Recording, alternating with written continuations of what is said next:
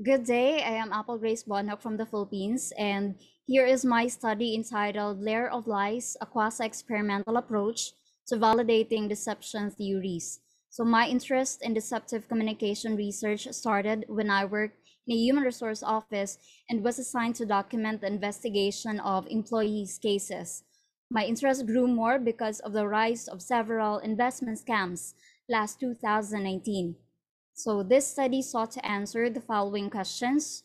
First, what's the level of the academic employees' workplace deception detection knowledge when using the following cues before the quasi-experiment? Letter A, facial microexpressions, and B, context, verbal, vocal, and nonverbal cues. Number two, is there a significant difference in the level of the treatment group's workplace deception detection knowledge after conducting the quasi-experiment?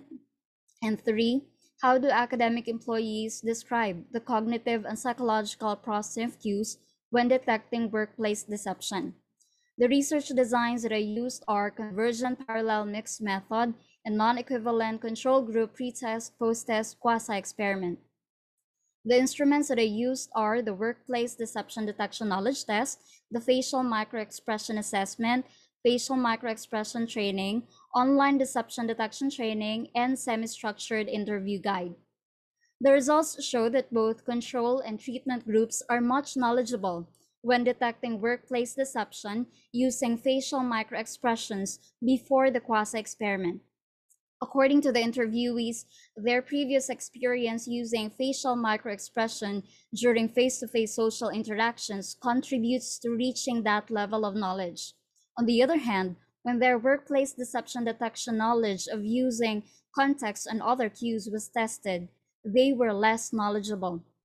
So this implies that their misconceptions about deception cues, lack of experience in applying the cues, the selective application of signals depending on the relationship with the sender, their low motivation to detect deception, less cognitive effort exerted in the communication process, unconscious decision to take the peripheral route of processing information, and partial analysis of manipulated information are the reasons attributed to having this level of knowledge. For question two, the result shows no difference in their level of knowledge after exposure to facial microexpressions training, but there is a significant difference after online deception detection training.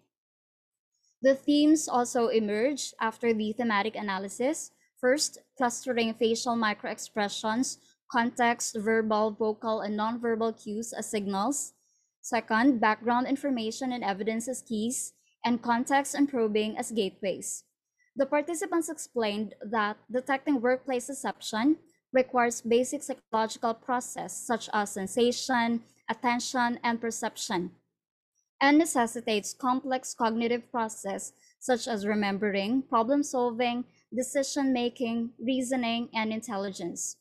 This study also validated deception theories using certain propositions. Addendum A is proposed to interpersonal deception theory to consider the use of active deception detection strategies, such as searching, examining, and utilizing concrete evidence that can be done remotely and virtually. This study also advances information manipulation theory by proposing addendum to include those circumstances where silence is used to conceal, withhold, and manipulate information. Lastly, this study offers new perspectives for ally theory.